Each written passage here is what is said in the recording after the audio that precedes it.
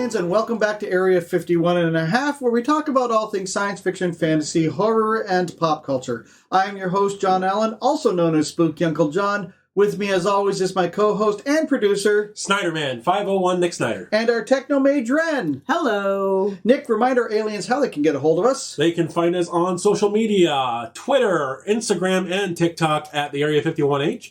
You can also find us on Facebook by searching for Area 51 and a half. And boy, do we have a lot to talk about on our show today. Yes, we do. Now, the first thing I have to say is we started doing the trailer trash videos. Yep. And we did one for Dungeons and Dragons. Now, I had mentioned about the 1983 Dungeons and Dragons cartoon, one of my all-time favorite Saturday morning cartoons. And it's got this really beautiful end credit score. It's a gorgeous cartoon, and Ren pointed this out, and it made me kind of more excited for the video. Ren, tell our aliens what you told me.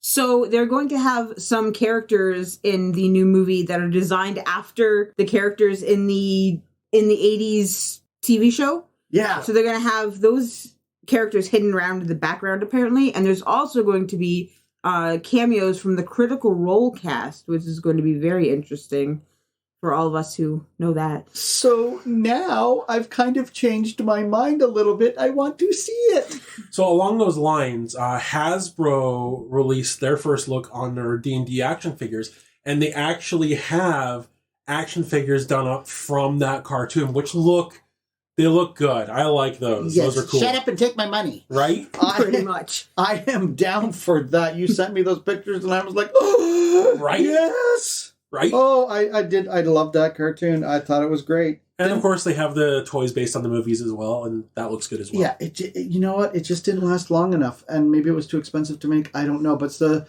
first time I became aware of voice actor Frank Welker. Really? Yeah, because I was so interested in it. I wanted to know who did all the voices, so I actually read the voices in the end credit. And Frank Welker is just so influential in voice acting, literally the man of 1,000 voices. Yeah, and Don Moist, who played Ralph Mouth on Happy Days, is one of the voice actors in it. Oh, that's cool. Yeah, that's so cool. So it actually had some really good actors in it, and I'm kind of excited to sort of see this movie. I stand by what I said in the trailer trash, but I'm kind of excited to see it too. So, anyway, sad news. Sad news. I always hate when we have to do this, but we have to do it. Songwriter and composer Burt Bacharach passed away. Yeah. I think he was in his 90s. Oh, wow. I think he was, but the name might not be familiar to some of our younger audience, but if you have watched the Austin Powers movies, Austin Powers sits there and says, and now here's Burt Bacharach, yeah. And he plays one of his songs, What the World Needs Now.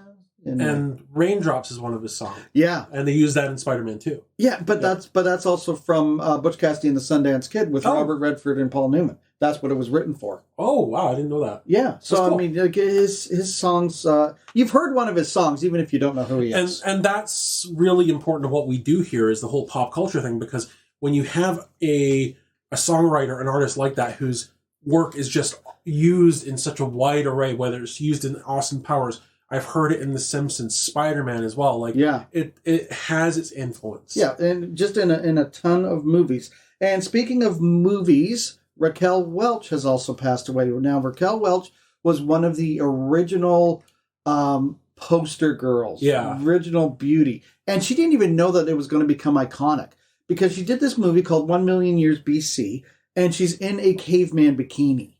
And just the pose, the shot of it, it was used on the poster. This catapulted her into stardom and the fantasy realm, if you will, into science fiction and fantasy and, of course, male fantasy of the time. Yeah. But she was just a stunning woman and just a talented actress, and she had no idea that was going to become as iconic as it did.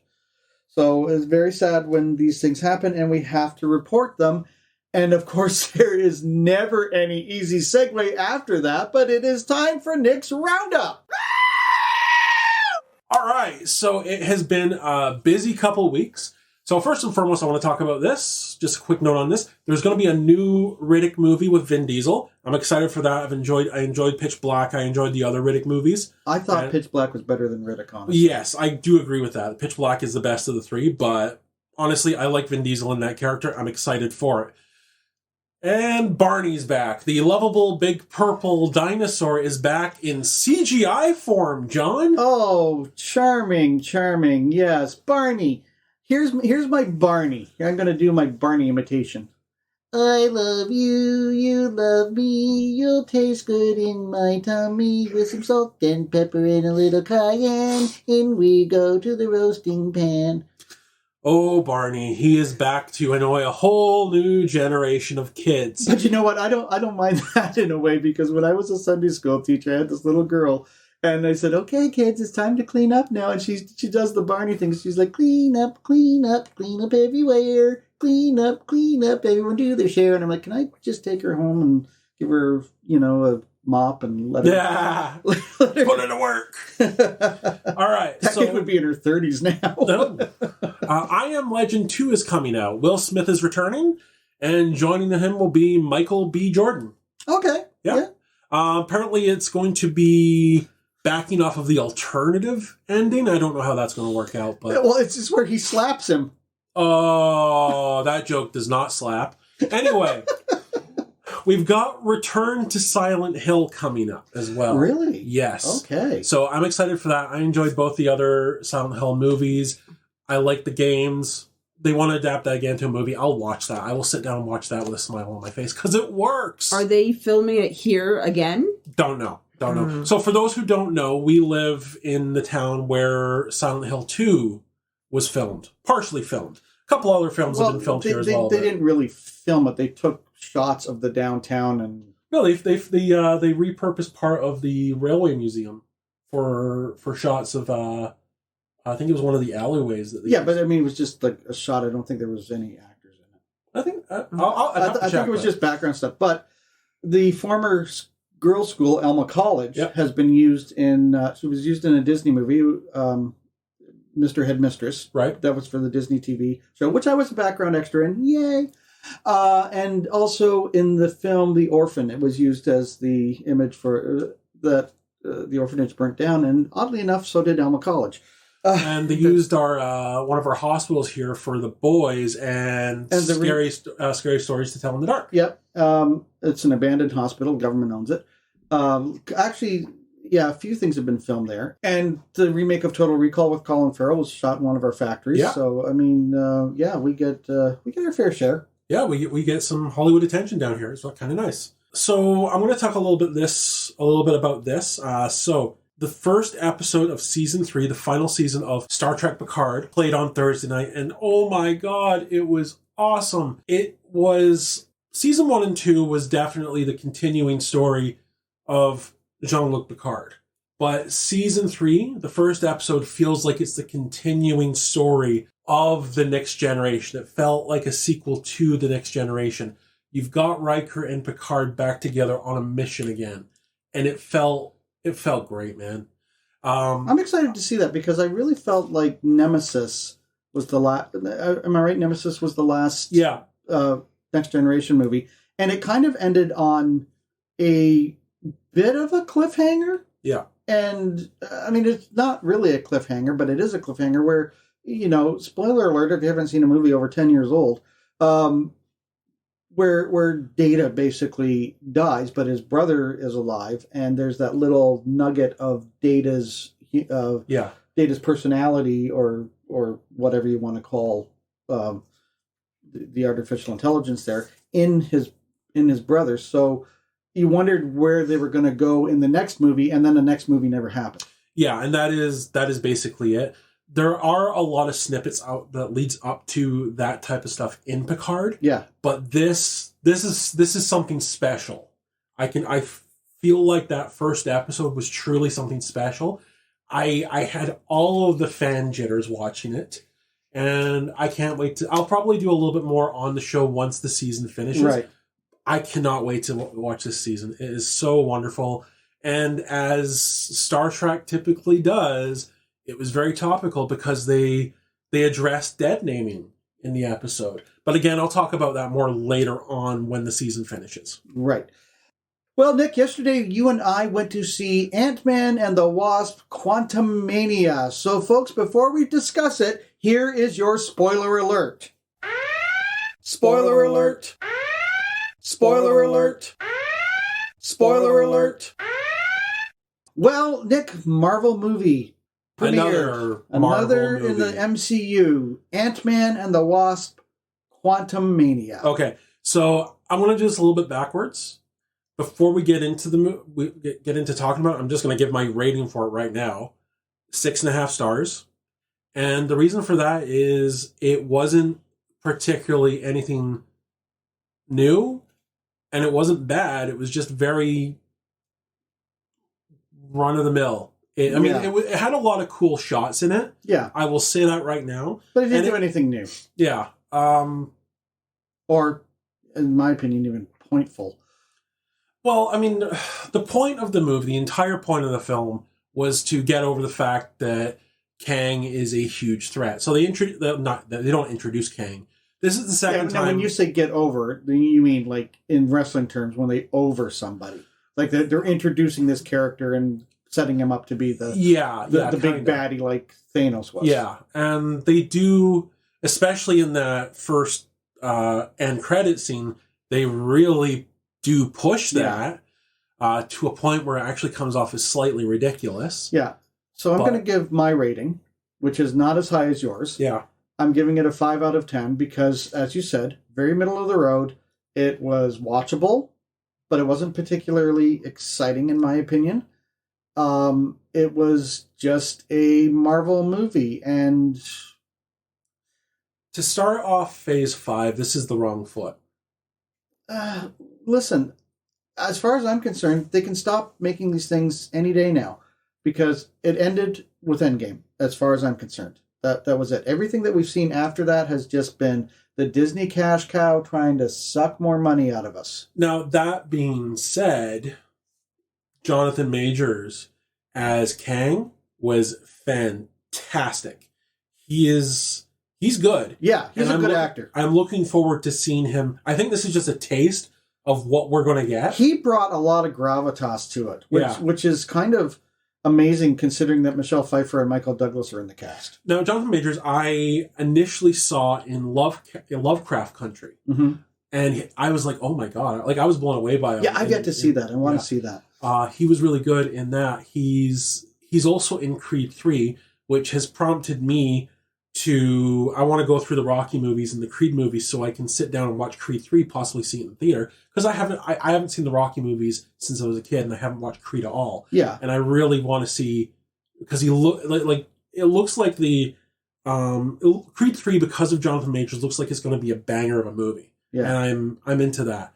And that's how good Ant-Man was, everyone. We're now talking about a different movie entirely. Listen, it wasn't, the problem is it wasn't excellent. No. It was okay. Yeah. It was watchable. Now, let's just start at the beginning with that, okay? So let's talk about the cast. So you've already mentioned John Majors. Michelle Pfeiffer is great. I mean, a lot of the plot revolves around Janet. But, folks, this is how kind of bored and pedestrian I got. Every time they said Janet, I would turn to Nick and go, "Damn it, Janet," from Rocky Horror Picture Show, because there was just a lot, like it was longer than it needed to be, because there was a lot of build-up with them going, "Janet, what did you do?" And she's like, "I'll tell you later." "Janet, what did you do? What have you done?" "I'll tell you later." "What have you done, Janet?" "I'll tell you later." Like, okay, tell us, Janet. Yeah. One of the things that I did enjoy about this movie is that they gave Michael Douglas a lot more to do in this film than he has had in the previous. Yeah, which I was glad to see. But, to that point, too, there was also that plot point where, they were alluding to Janet basically being stuck in the quantum realm, as we know from the other movies, for something like 30 years. Yeah. And she basically found companionship within it. And of course Michael Douglas was like, "Well, okay, she was gone for 30 years. I had needs." And he's like, "Well, that's okay. I kind of had needs too." And I'm just like, really? Okay, like we really don't need that information, thanks. Like that's just kind of somebody trying to be cheeky and saying, yes, even though you're separated in a quantum realm, you can still have affairs, and it's a hall pass. Listen, it may not bother people. It just kind of bothered me because, like, kids are watching this. Fair. But speaking of kids, though, you had Catherine Newman as Stature, as Ant-Man's daughter, and I liked the chemistry that those two had. I bought them as father and daughter, and I loved they gave Scott Lang an arc because he had to get to the point where he trusts his daughter to do the same stuff that he's doing. Right. When we meet Cassie Lang, Stature, in this film, she's in jail because she went and participated in a protest. Right. And Scott's basically saying, no, you can't do that. And the argument is, you're an Avenger. Yeah. Like, what the hell, Dad? And it's literally a case of do as I say, not as I do. Yeah. Even though Scott is very jovial about it because it's Scott Lang. Yeah. And it's Paul Rudd, who is just charming as hell. And you sort of see the three generations, like the boomer, the Gen X, and the... Yeah. And that's kind of the thing, is that it's an interesting thing when you look at the dynamic between those three generations, because it's very real. Yeah. You have the grandchild who wants to do this. You have the parents who are saying, no, you can't do this. And then you have the grandparents saying, let them do it anyway. But I think that there was also this underlying narrative that Disney is not always good at bringing out, where you have a narrative of the homeless situation. You have a narrative of government overreach. You have a narrative of natives being pushed out, and they had that in there, kind of. They had it in there, but it came off like a popcorn fart. Yeah. Missed opportunities. You missed opportunities. Now, I'm not... Okay, this is an Ant-Man film. Now, the Ant-Man movies are heist films and comedies. They're a comedy heist. I'm not expecting them to be deep, but the fact of the matter is, the blip has been set up in other projects, and a little bit more of a follow-up and a follow-through on that would have been nice. Yeah, but at the same time, I'm getting a little tired of the blip. I mean, at this point, the blip was, 5 years ago or more? Yeah, but it's still not resolved. And that's the problem, is that they haven't... Yeah, but that was the whole thing. Like, they were talking about people having lost their homes because of the blip, and now they're homeless. Yeah. And that, it was a mention, and it was a move on. Well, and that's the other thing. I think that there is, and again, we're talking missed opportunities, there is an opportunity for Disney to do something really unique and really special, not something superhero involved, but still in that universe, where they could do an anthology show about how different people have been affected by the blip. Yeah, and what was weird too is because this was so special effects laden, I turned to you at one point and said, why does this remind me of Star Wars? Oh, and then I realized because Disney owns both those properties, so they're now designing all their science fiction to look the same.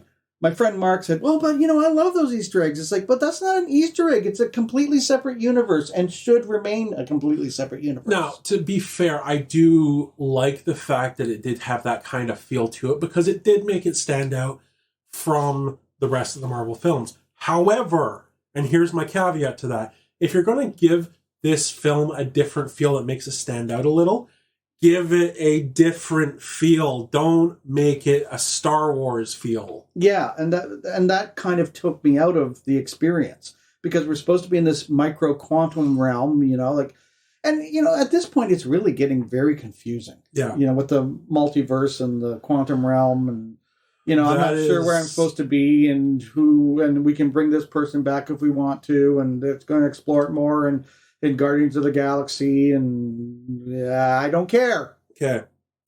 Disney has created something, and this is the thing, they have this in the comic books, and it can get very confusing. Disney's created something right now that has the potential to be really good or really badly confusing. They need to figure that out quick. Yeah. And make sure it's not like we have to tell anybody, but make sure you stay for the two little stingers at the end. Yep. Mid-credit and end credit. Moving on, Nick. Main topic today, video games. Because Ant-Man and the Wasp Quantum Physics kind of had a little bit of a Tron-y feel, if you want. Yeah, a little bit, yeah. Well, and just very quickly, that's something that's a type of adventure I do like, where it starts off like Tron, where you start off in the one area and you go in this vast, huge adventure. You're sucked into a different world, and then you end up back at the same spot. Yeah, and I love that type of thing. It's so interesting, too, talking about video games and just... We're not going to get into the history of it. We're just going to talk about our experiences with it. Because my experience in all of this is so different from yours and Ren's.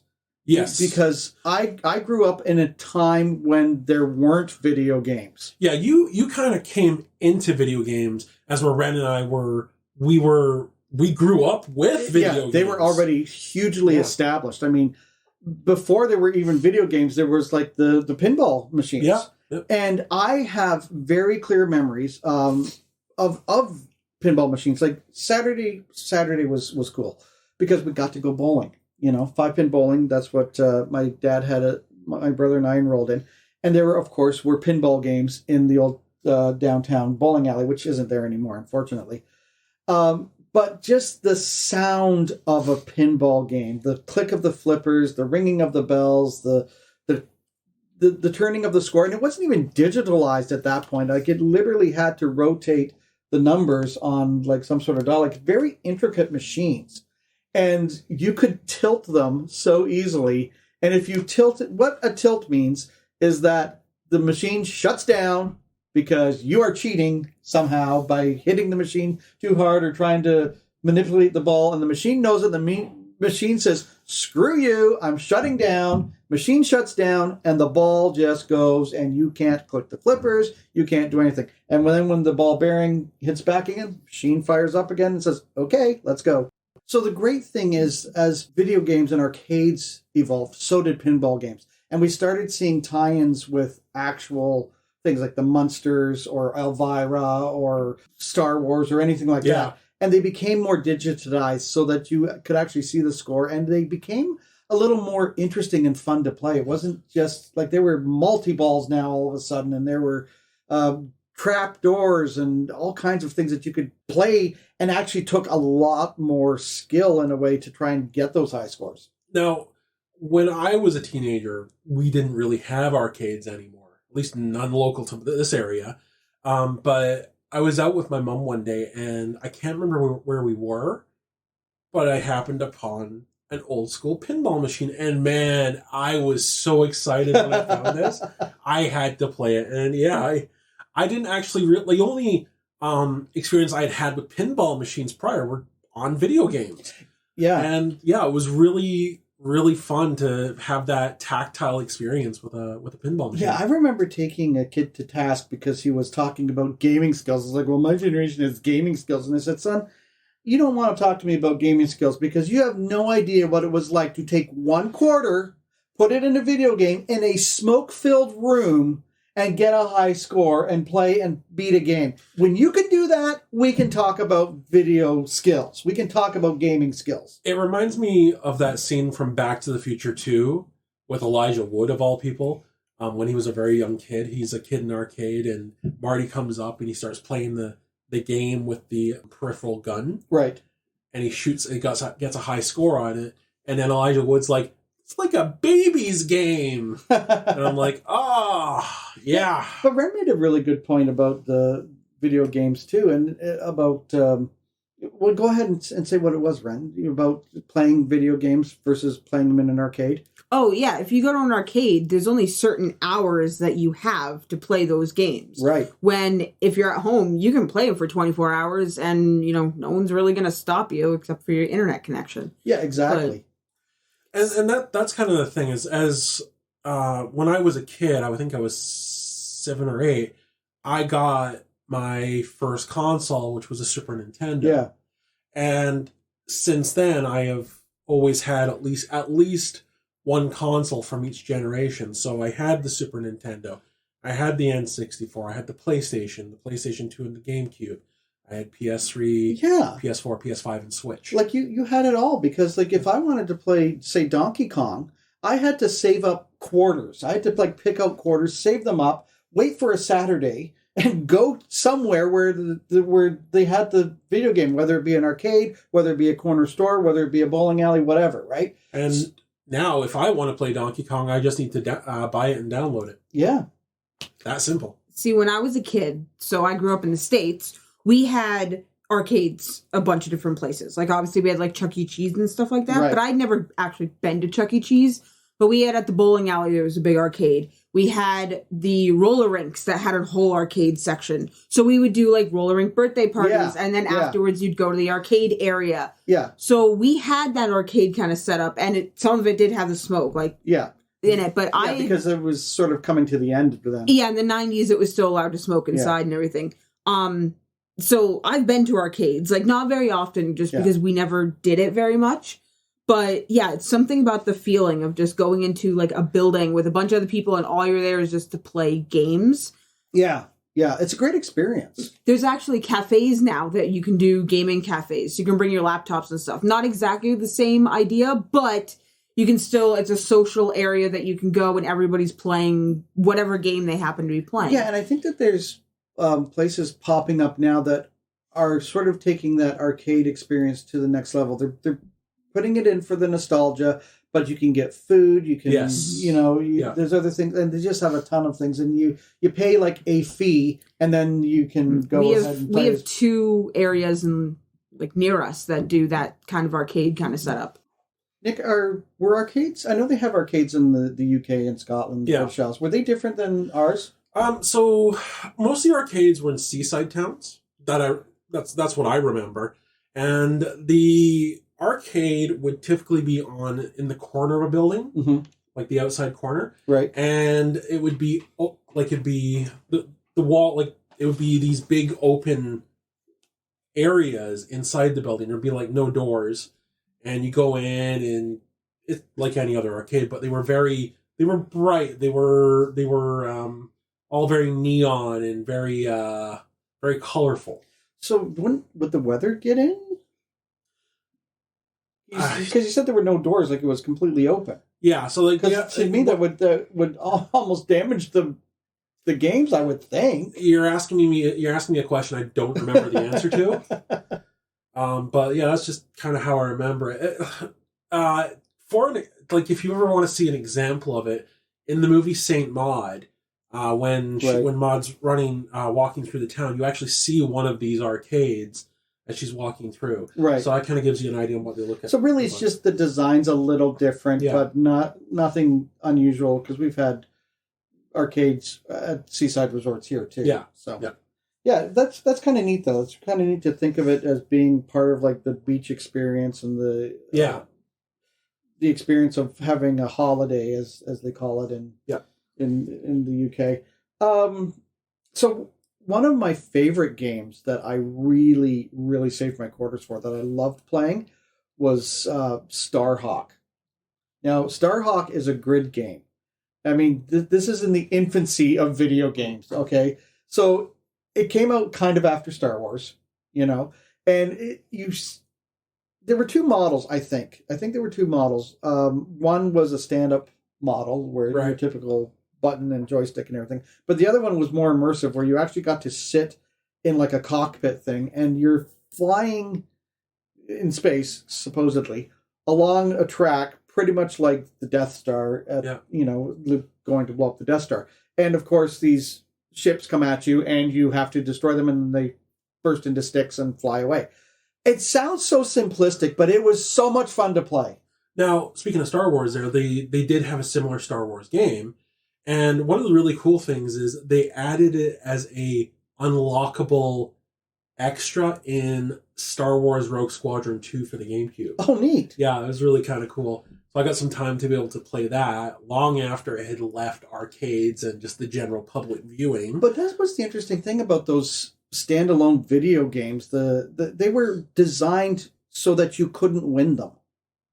Yeah. Because it either got faster or it just got more difficult or whatever. Like, if you think about Pac-Man, it's a very simple thing, but you can get trapped by the ghost and boom. Like, you really you can get some skills, you can get a high score, but you can never beat the game. Well, and I'd say that's the same for basically any arcade game I've ever played anyway.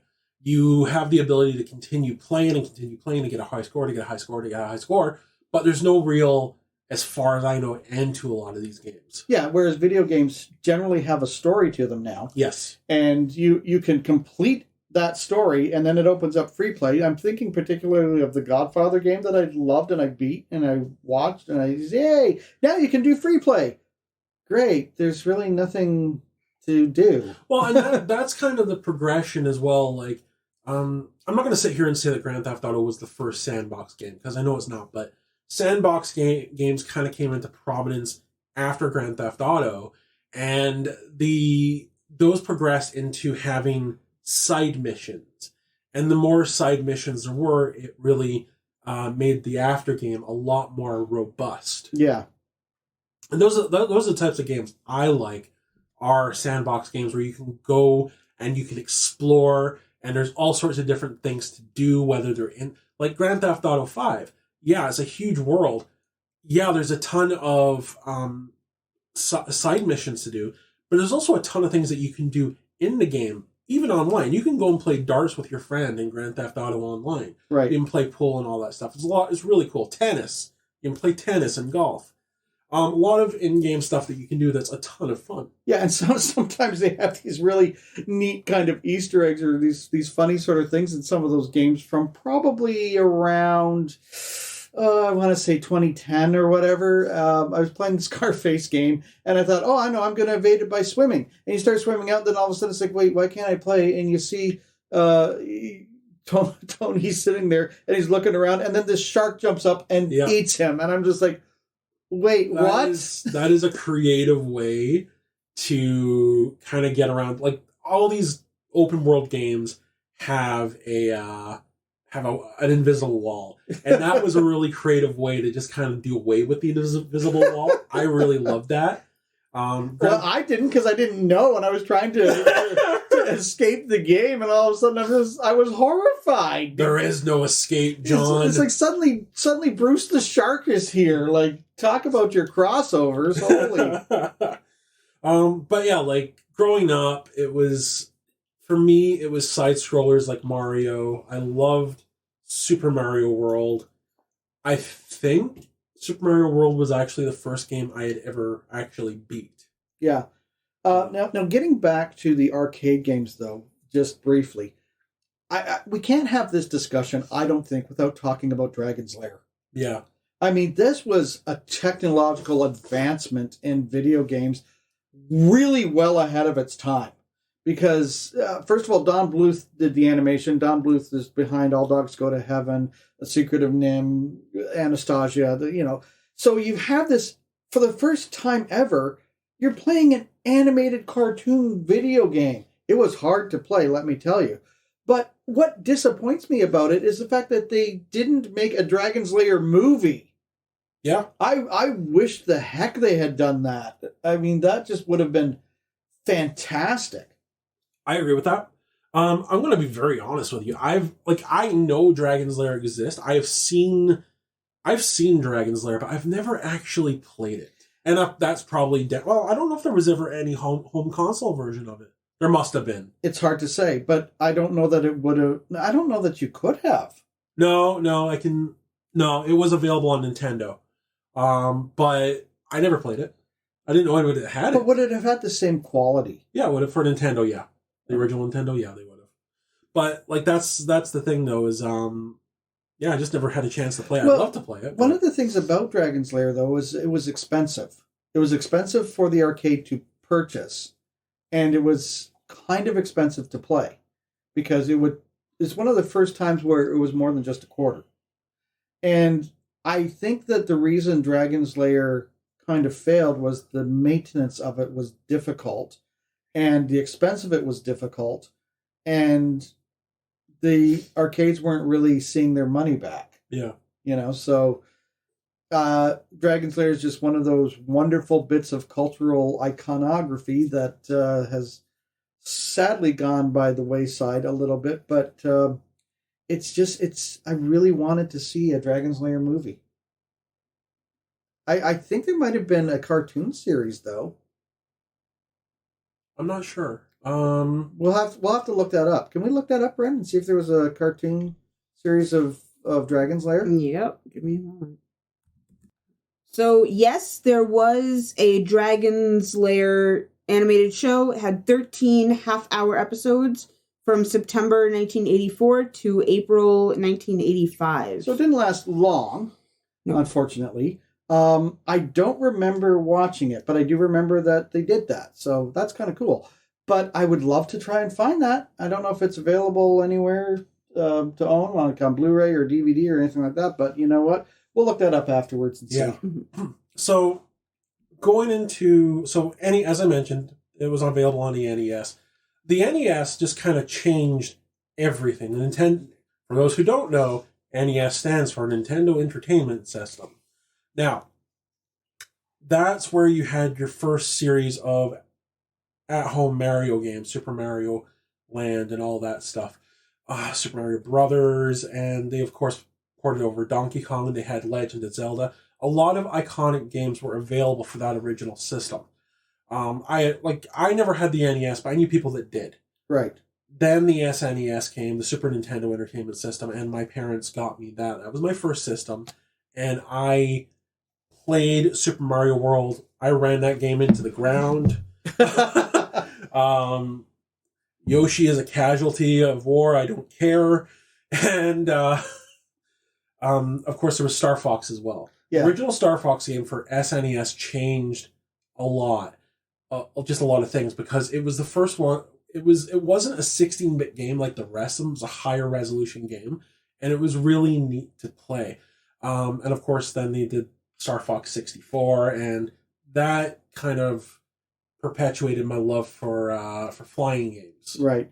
You know, it's really interesting because you're talking about these game systems, which of course came way after the ones that were introduced when I was a kid. I mean, let's go back to when I was an absolute young child, going over to my aunt and uncle's on the Sunday afternoon, and my cousins had Pong. Yep.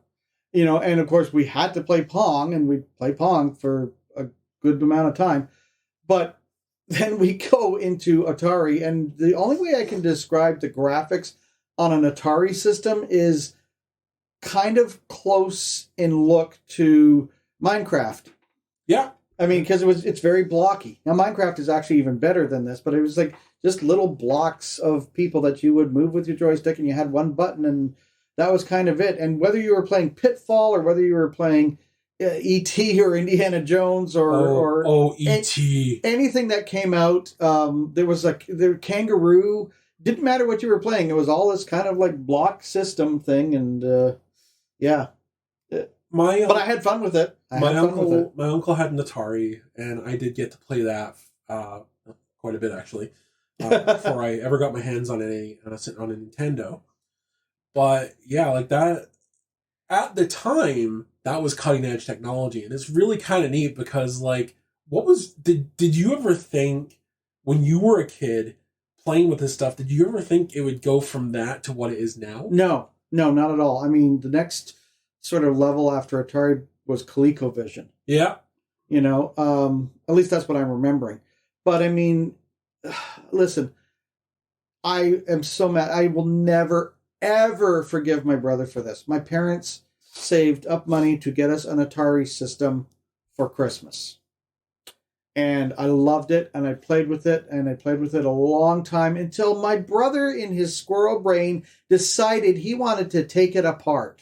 And why did he take it apart? I have no idea. Jesus. Okay. Other than to see how it worked, I don't know, because I don't know what he was doing or what he thought. Because, hey, I can take it apart. I can't put it back together.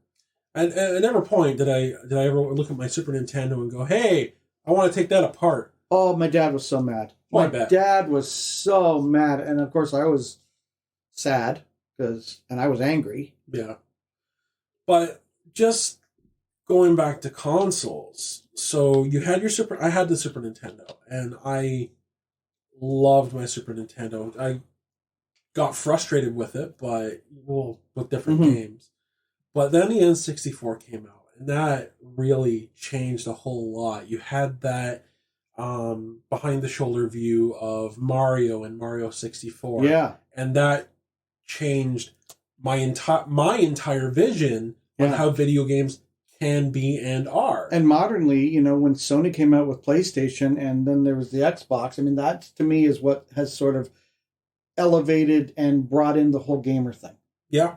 As much as I'm not an Xbox person, I do understand and recognize the fact that it was very, very important in the grand scheme of. Well, you had an Xbox, though, didn't you? Never had an Xbox. Only ever had Sony and Nintendo. Well, who had the Xbox? I remember playing Xbox at your place. Someone brought an Xbox over. I can't remember Okay, who. that's what it was. Now, funny story about video games. Oh my God, I love this one. You, me, Alex, and Johnny G. Over at your place. You invite me over. These guys grew up gaming. They are savage with it. Playing that wrestling game, and it was a ladder match. And they are beating the crap out of me, and they are just goofing off, and they are just having a whale of a time. I can't get a shot in anywhere playing this. And these arrogant twits decimated one another and got so arrogant about it that I just went up the ladder and I got the thing and I won the match and I beat you suckers. No regrets. That was a great finish. But like, there's the other thing. Like, a big part of my gaming growing up is the wrestling games. Yeah. Johnny and I, we would spend weekends playing wrestling games, creating our own storylines, writing down notes. Like, that was a huge part of it. And I'm at a point where all of my friends straight up refuse to play wrestling games with me because they know they're going to lose. Yeah. Well, any game, really, because I don't have the speed that you have. You have no qualms about burning through a controller. I don't want to do that. I saw you one day. You got so mad and you threw the controller on the floor. And I'm like, dude, those are not cheap. Yeah. I don't do that anymore. The PS5 controllers are nearly $100. So yeah, that ain't happening.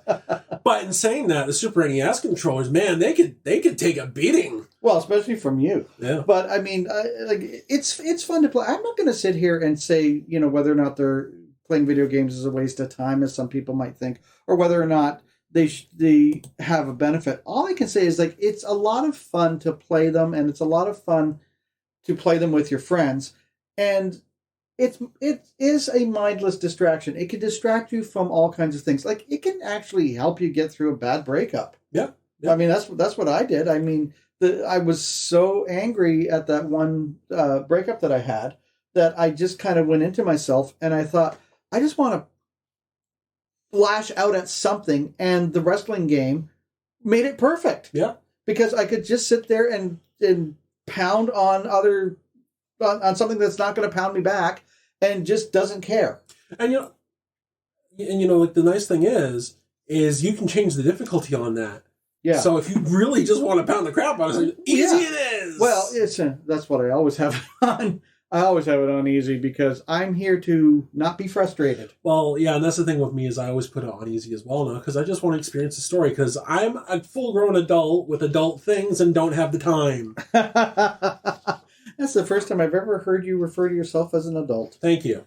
I actually joined a study through a game on Steam, the Pressure Washer Simulator, that tested, this was through Oxford, tested how stress levels would lower as you were playing video games. Oh, yeah. So they tested, like, when you first started the session, you'd say, how's your anxiety level? How's your stress level? How are you feeling? Right. And then throughout the game, they would ask you different questions of the same sort. And are you enjoying yourself? Are you calm? How are you feeling? Are you interested in this? So they have a report going. Yeah. And it was like a special thing that you could download. So it didn't mess with the rest of your game. But it was a whole study that they're doing. That would be interesting because there are games, like, there's always that level that just frustrates you, especially when you're playing the game for the very first time. Like, I never thought I was going to finish that Godfather game because there were just moments. And, like, sometimes you try everything and, sometimes you just take the car and you run down to the other mob guys because it's like, I really am not going to be able to be coordinated enough to aim and shoot, and because the computer cheats. I don't care what anybody says. It is programmed to not let you win. And, like, I'm still stuck on one of the bosses for Resident Evil 2 because it's hard. And I got it on easy and it's still hard. Well, there a couple of those Batman games, I had to call you and say, Nick, come over and get me past this level. Yeah. Yeah. Because, like, I'm sorry, I did not grow up. I don't have the coordination to take the Batarang, throw it, get it through this little tiny slit in the fence to hit a button on the other side. I don't have that skill. I just don't. Yeah. I enjoyed the games, but I don't have that skill, man. Yeah, I love those Batman games, especially. It's a huge world. I know. Oh man, Arkham Knight. Like, I did finish that one. Being able to just drive around Gotham City in the Batmobile is so cool. Yeah, I like is it Arkham Asylum? I like that one. Yeah. But the problem is with all those Riddler things in there, you can spend a lot of time searching for stuff. So I created a checklist in Excel for the Riddler trophies to make sure that I got all of them. Because I was obsessed with those. Yeah. I had to get all the Riddler trophies. Yeah. And I don't blame you. There's still one in Arkham Asylum.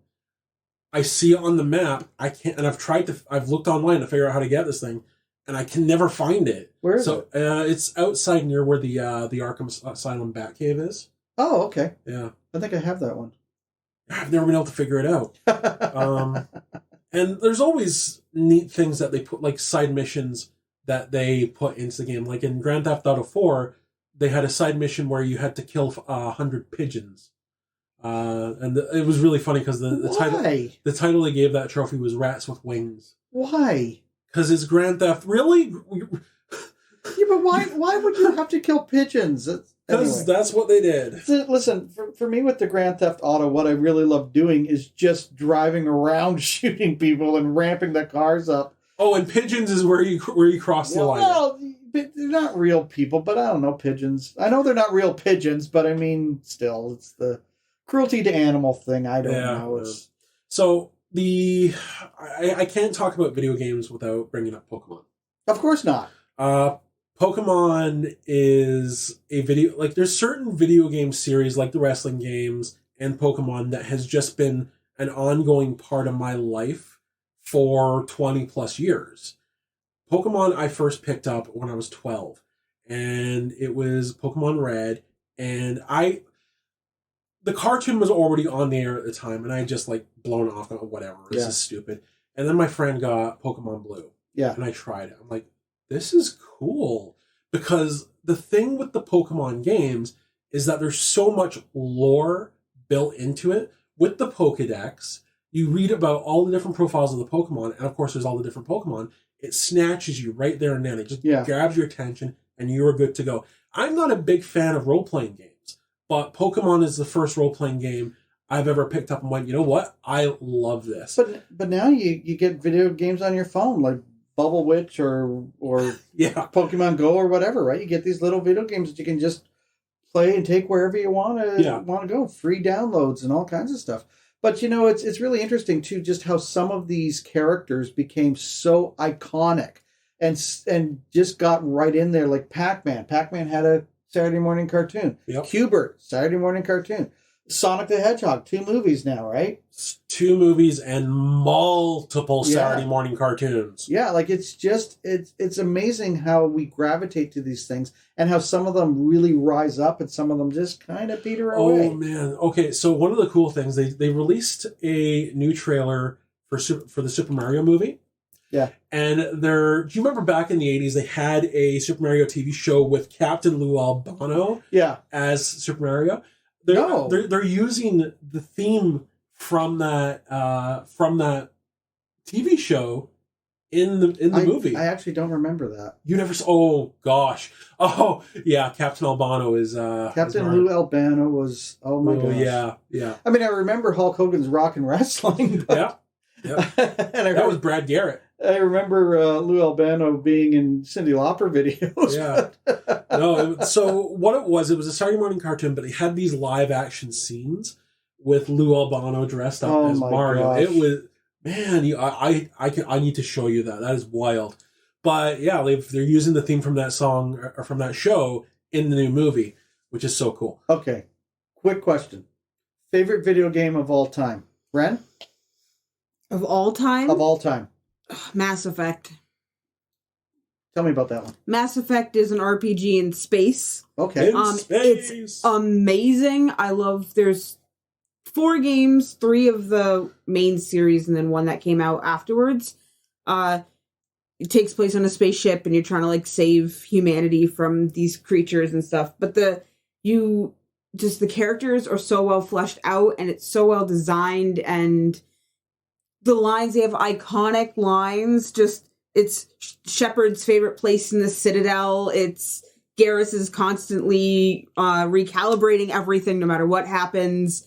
You can make friends with these characters. You choose different paths. It is so fun. I absolutely love my space games. So Mass Effect is just... Nick? I hate you.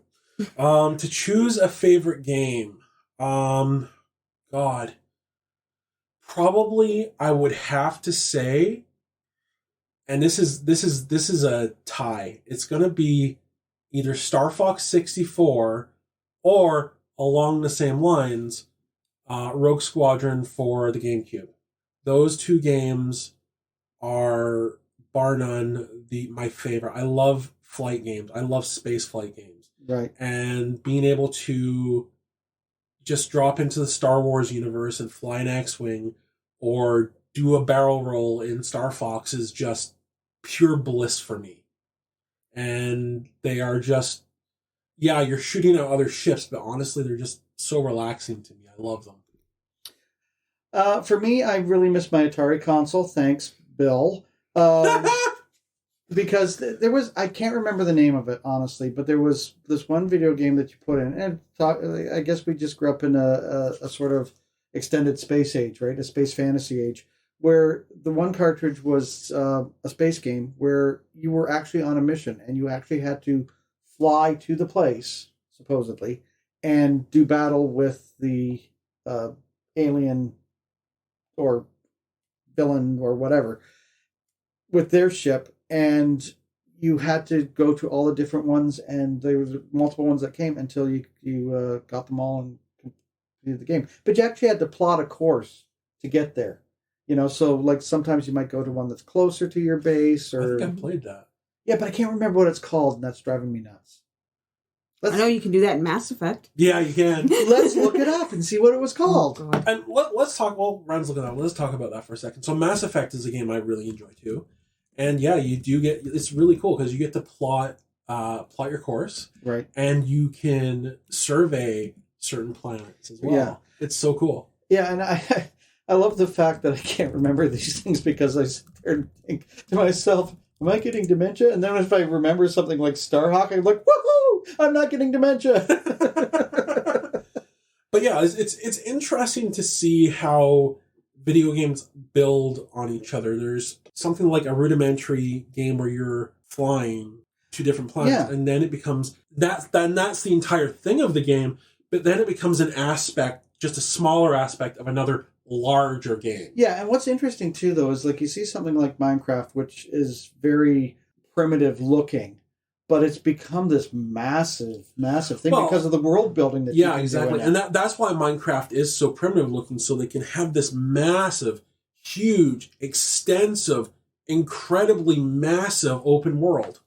Well, we can't find it. It might have been called Starfighter, I'm not sure. But anyway, one thing I do want to talk about before we wrap it up is Sims. Yeah. Sims really kind of took off, but it's kind of a weird game because it's like, why am I playing a game where my whole goal is to get up, go to work, clean the house, and cook, and pay my bills? Like, so there was one of the iterations of Sims that I really enjoyed, where maybe it was called Castaway or something like that, where you fall off a ship and you're on an island, and it's like, you know what, this makes sense, and you have to gather monkeys to do your bidding. That's hilarious. You know? And you have to build things. You actually have to survive. So to me, that was so much better because it's like, hey, great. I mean, I can walk out in the ocean and my stink level goes down. You know, fantastic. I love the Sims games. I love the earlier Sims games because you could mod them so easily on the PC. You just add in a random crap into your game. Yeah. But I also really enjoyed putting them in the pool and then taking the ladder away. Yeah, well, that's the thing. Like, you could murder your sim for whatever reason, and sometimes you want to do it just so death would show up. You know, just so you could see the Grim Reaper like pop up, like, haha, and take your sim away, and then he comes back. I'm pretty sure I just did it because I'm kind of sadistic. Oh, but it's kind of weird because you can do the woohoo, as they call it in Sims, you know? So, like, your whole goal is to not be rejected by somebody, and, you know, and it's like, I found that what I love about The Sims is it's kind of fun in that little fantasy world because you can look for aliens and get abducted, and you can build a house and you can, decorate it really neat, and you can have a life that isn't your life. But at the same time, you sit there and you go, this takes so much time. Yeah. And I just kind of like, in one of the versions, you go to work. And instead of letting you actually play at work, you're kind of paused for a little while as you're working, and you hear work noises, and the clock kind of goes down, and you're like, okay, I would have rather this had been something where I actually could have, because I'm working in like a secret laboratory where you're growing things, or you're like some fantasy thing that doesn't exist. It would be fun to play. Like, let me grow Audrey too, Like, as far as overall simulation games go, I enjoy like the ones where you get to build your own part. Like, there's Roller Coaster Tycoon. Oh yeah, SimCity. I love SimCity. There's also a newer one, not a new one, but a newer one called Cityscape. I of course love my Jurassic World Evolution games. See, I like that. I like those building games where you get to build something because you can take your time. Yeah. But mind you, like all the little people that populate it are such dickwads. Well, my problem with the Jurassic World Evolution games... This road is boring me. It's the raptors, because the raptors will just escape. Yeah. For no reason. Will they devour the... Yes! Good. Mm-hmm. Devour the masses. Oh my god, okay. They added the Atrociraptor from Jurassic World Dominion to Jurassic World Evolution, and when it attacks a guest, it bites down on the guest's arms and drags them down to the ground. It is so vicious. But anyway. I forgot about Goat Simulator. Oh, Goat Simulator. And I'm really looking forward to Squirrel with a Gun. Oh, Goat Simulator. I'm looking forward to Goat Simulator 3. 3 now? Yeah. Oh my goodness. There was no Goat Simulator 2. It's just Goat Simulator 3. Oh my goodness.